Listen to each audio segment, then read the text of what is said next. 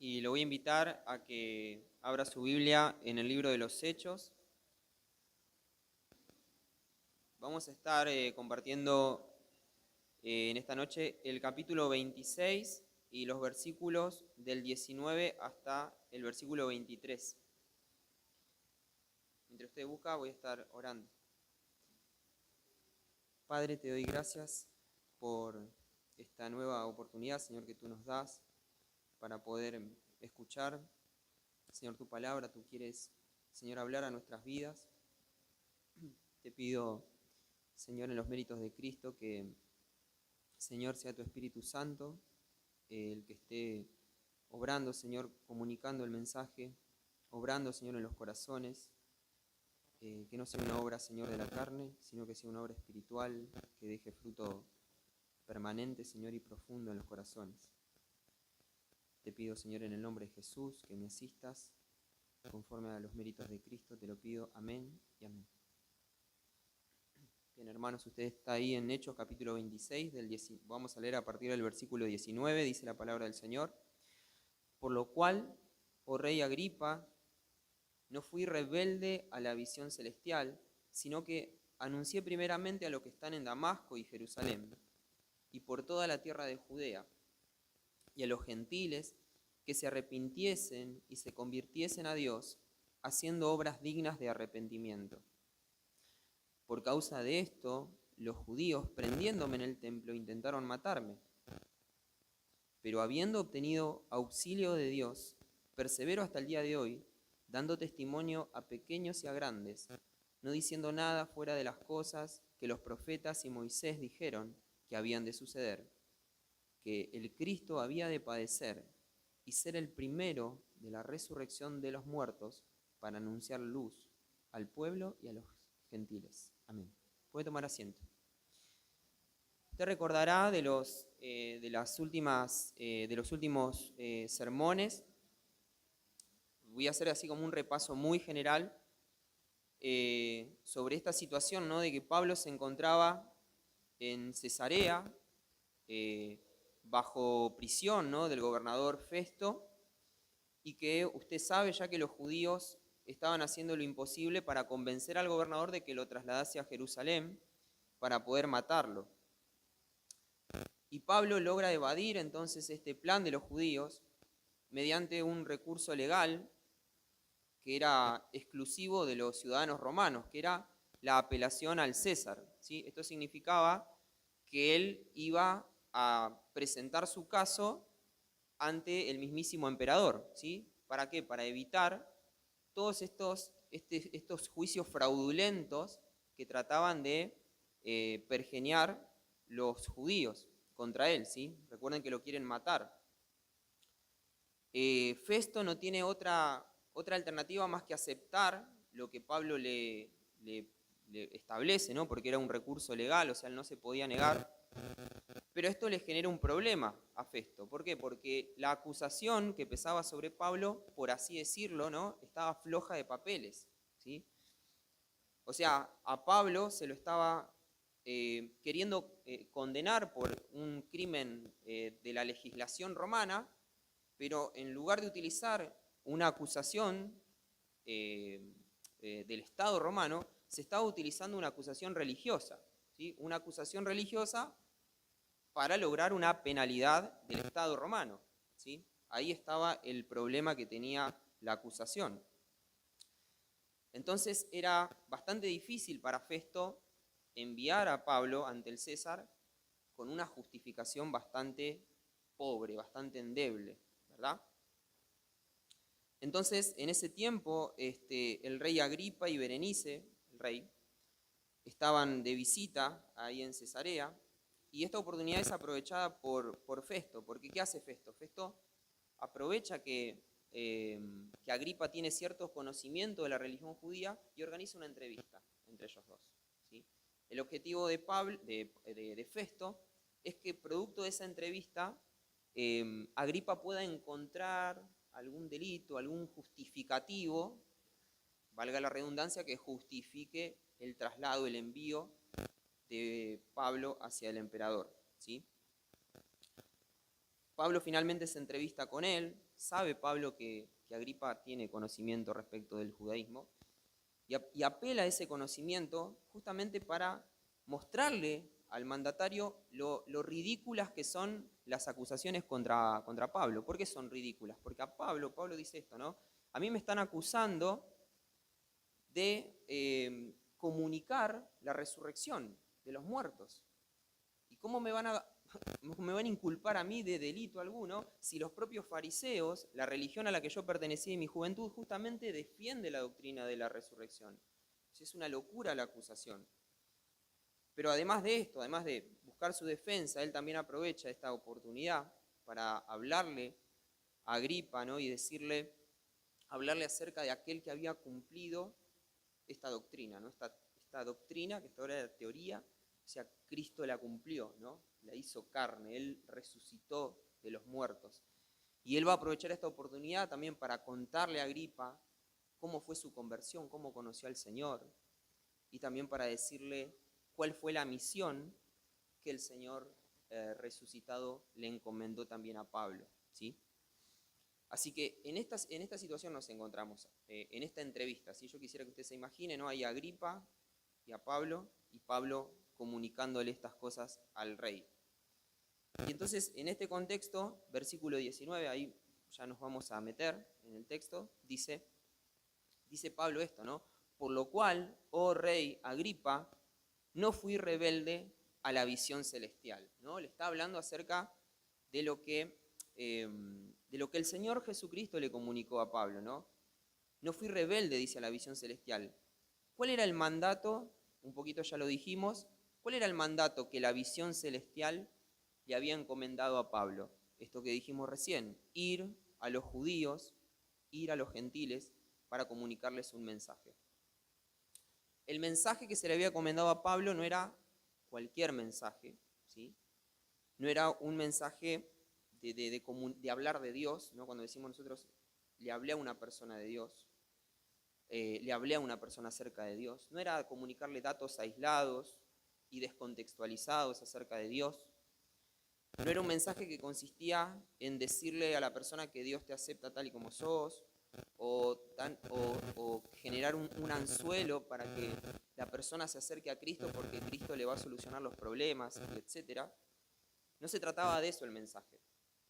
Y cuando pensaba en esto, lo quería aclarar porque quizá alguno de ustedes, en mi caso particular, tengo que decir que fue así. Durante mucho tiempo yo creía que eso era predicar el Evangelio, ¿no? Entonces, decirle a una persona, bueno, Jesús puede hacer esto en tu vida, etcétera, etcétera.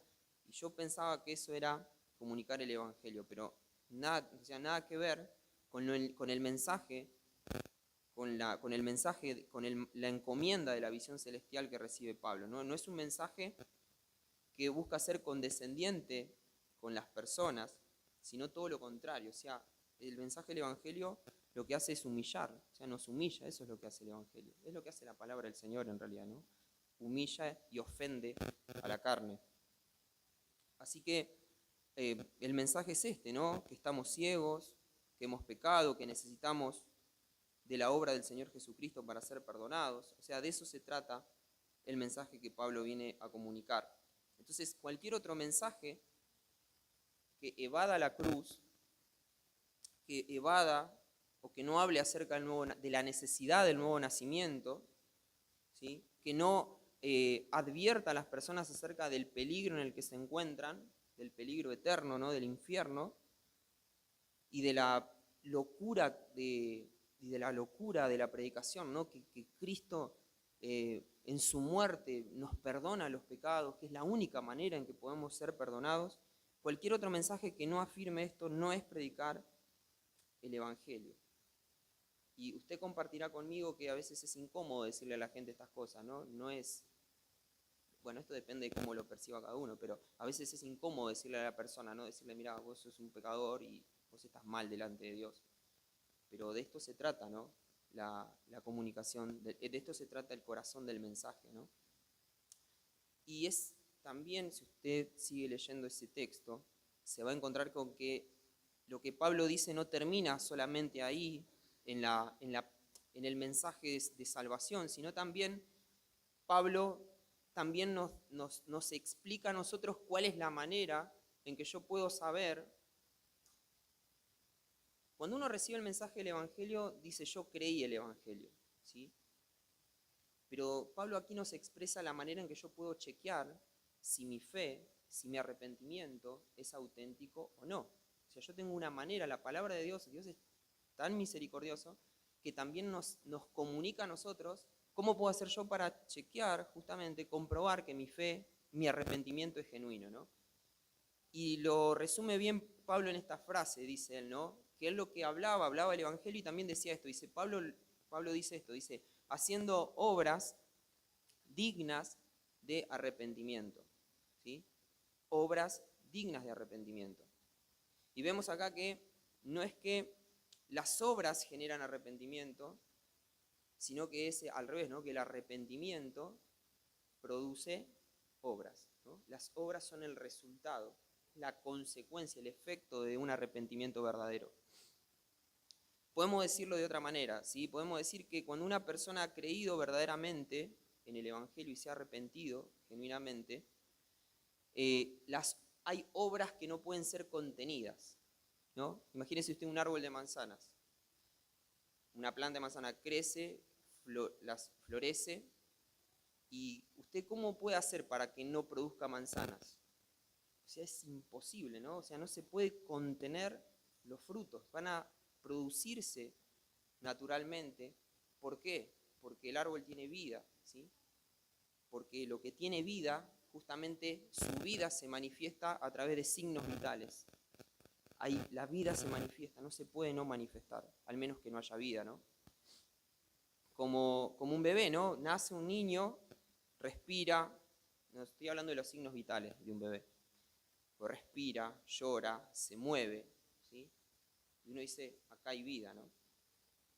Bueno, de igual modo, ¿sí? Las obras a las que Pablo se está refiriendo son esos signos vitales de una vida que ya está presente, de una vida espiritual, del Espíritu Santo morando en la persona que verdaderamente se arrepintió y verdaderamente creyó en el Evangelio.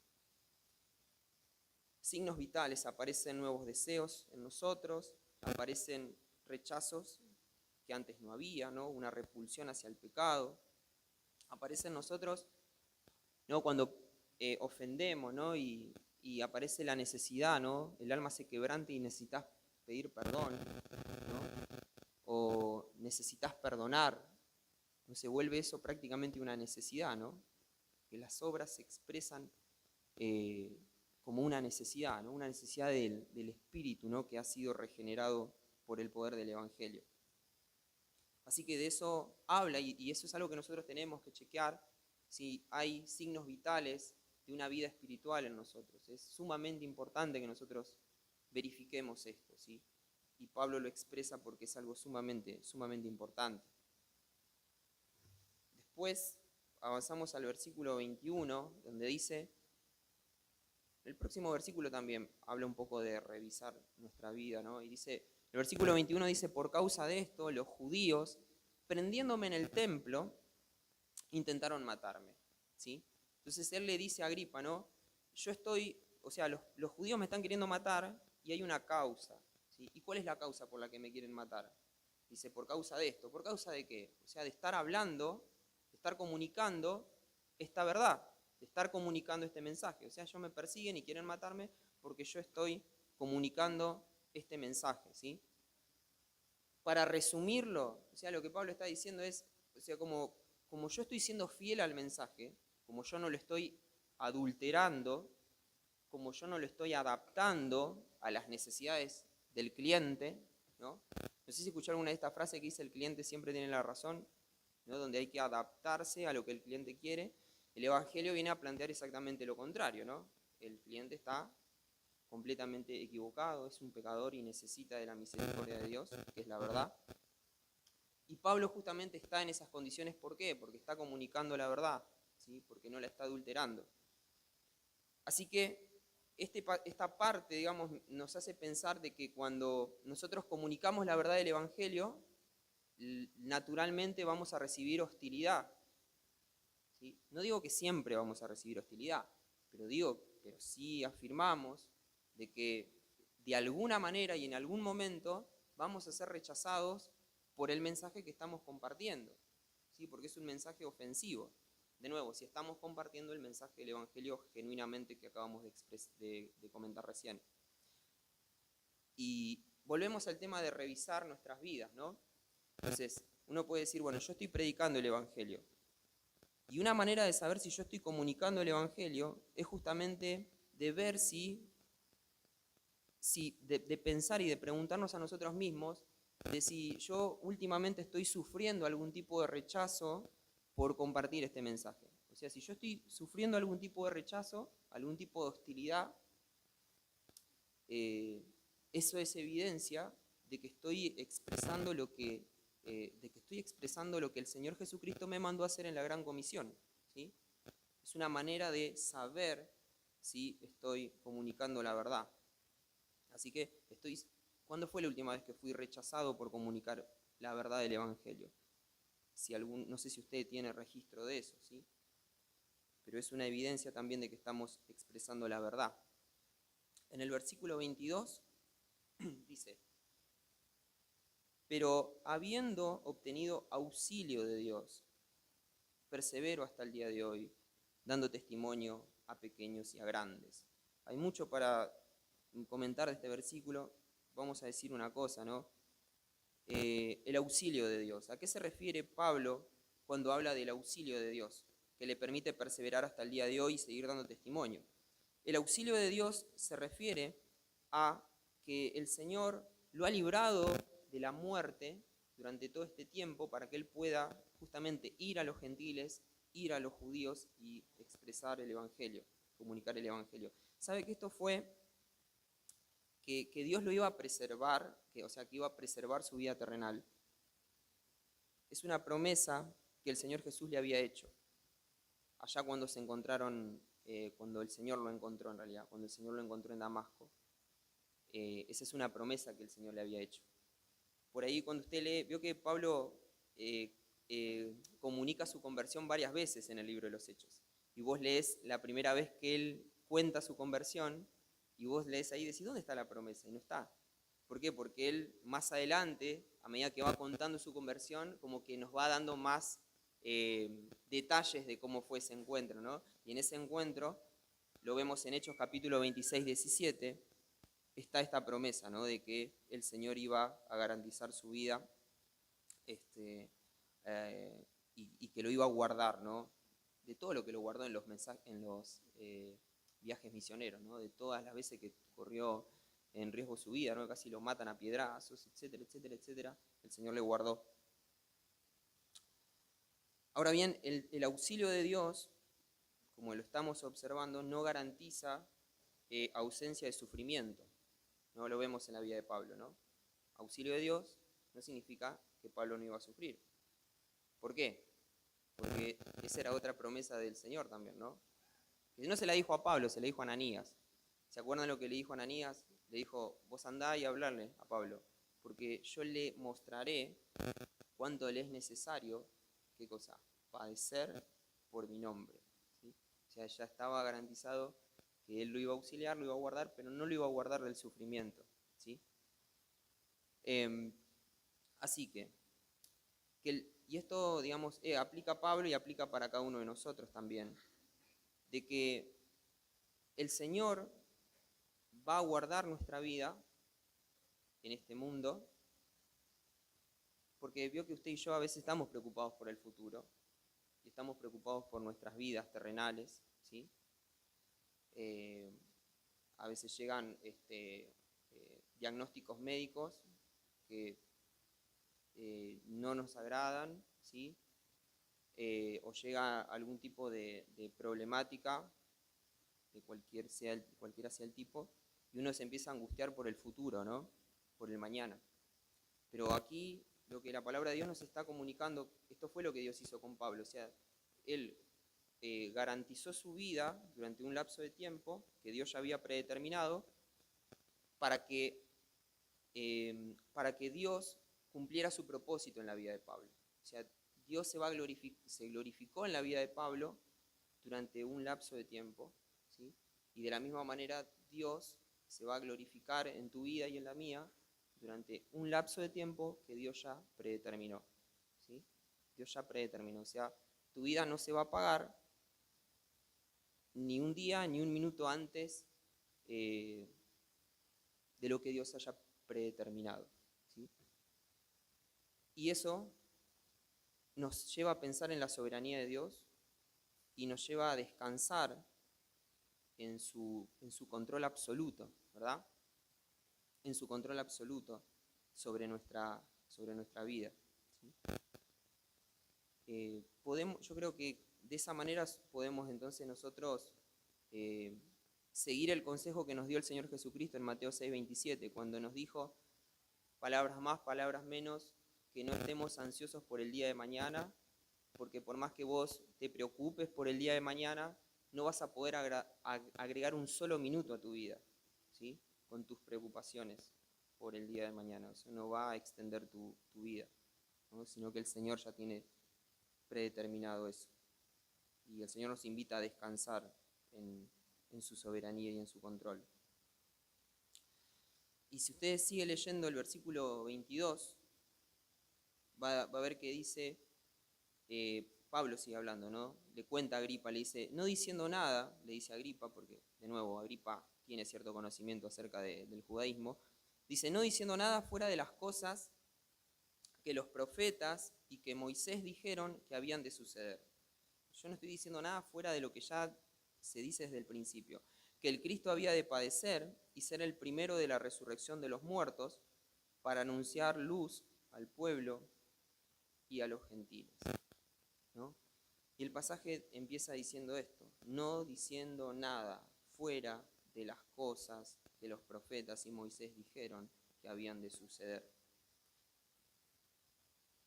Pablo no está haciendo otra cosa, o sea, Pablo no está trayendo nueva revelación al pueblo, no está trayendo una nueva revelación, sino que él lo único que está comunicando es la verdad original de Dios, ¿sí? Lo que Dios ya había manifestado en su palabra. Pablo no está expresando nada que esté fuera de las Escrituras, de la palabra de Dios. Y esto me lleva a pensar en que nosotros encontramos en las Escrituras todo lo que necesitamos para nuestra salvación y para nuestra santificación. Todo lo que requerimos para esos dos aspectos lo encontramos en la palabra del Señor. Y usted estará quizá pensando en un principio de la Reforma, ¿no? Que es la sola Escritura, ¿no? Que la palabra de Dios es nuestra regla de fe, o sea, nos dice en qué tenemos que creer y práctica, cómo tenemos que vivir nuestra vida. No necesitamos otra cosa más que la palabra de Dios. Y, digamos, si Pablo seguía esta regla, ¿no? De decir, bueno, yo voy a comunicar solamente lo que la palabra de Dios dice. Yo estoy comunicando lo que la Escritura dice. Ese principio también aplica para nosotros, aplica para la iglesia, ¿sí? Que la iglesia solamente tiene que comunicar lo que la palabra de Dios dice, porque es lo único que nosotros necesitamos. Y ya estamos terminando. Quisiera que me preste atención en una cosita, en algo muy sencillo. Vio que la palabra de Dios transmite, comunica ideas, ¿sí? Y no solamente la palabra de Dios comunica ideas, sino que lo que no proviene de Dios también comunica ideas. Hay ideas que son bíblicas y hay ideas que son no bíblicas o antibíblicas. Pero el punto que tienen en común es que ambas ideas lo que hacen es formatean nuestra mente, moldean nuestra manera de pensar. Las ideas lo que hacen es moldear nuestra forma de pensar. ¿Nunca le pasó a usted que está hablando con una persona y esa persona, por ejemplo, le dice algo y usted de esa conversación dice, mira, no lo había pensado así? Y su manera de pensar cambia y de repente, ¿qué pasa? Tu vida en algún aspecto empieza a cambiar, tu vida empieza a ser diferente. Y esto es lo que hacen las ideas. Las ideas entran en nuestra mente, moldean nuestra forma de pensar y tarde o temprano eso tiene impacto en nuestra vida. Empezamos a vivir de una manera diferente. Y pensaba que, no sé de las iglesias de donde ustedes vienen, pero hay iglesias que durante mucho tiempo lo que hicieron fue comunicar ideas no bíblicas. Y esas ideas no bíblicas moldearon la forma de pensar de las personas. Y esas personas, a partir de ese nuevo molde, empezaron a vivir de una determinada manera. Empezaron a tener un testimonio. Y el mundo vio ese testimonio y vio que ese testimonio no tenía nada que ver con la palabra de Dios. Y trajeron vituperio y vergüenza al Evangelio. Y todo empezó así, con ideas no bíblicas. Y lo peor de todo esto es que esas ideas se arraigan en el pueblo, ¿no? Y afectan a una generación, y esa generación acostumbrada a esas ideas, ¿qué hace? La comunica a la generación que viene. Y la idea se arraiga en el corazón. A tal punto que cuando vos querés compartirle la verdad, piensan que le estás diciendo una herejía y te rechazan. Así que mire el valor que tiene las ideas que nosotros vamos a consumir, ¿no? Van a moldear nuestra mente y van a moldear nuestra vida también. Esto es asombroso y al mismo tiempo es muy, muy peligroso.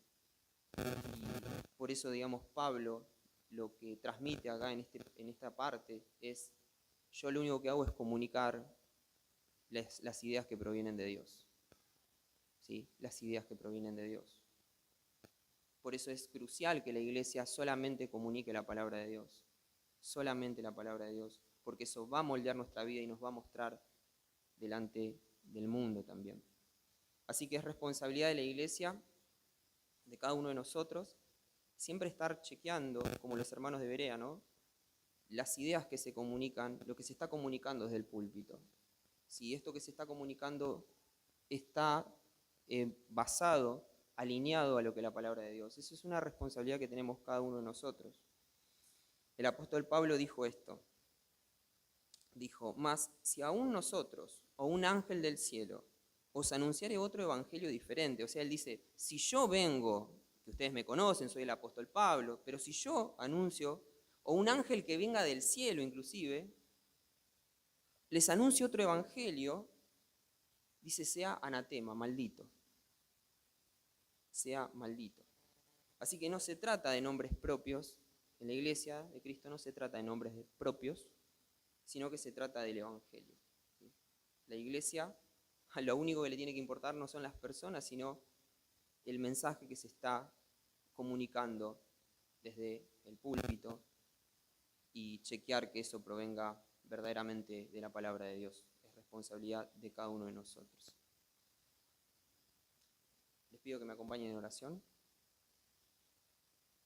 Señor, te damos gracias porque una vez más tú nos hablas por medio de tu palabra. Entiendo, Señor, que nos exhortas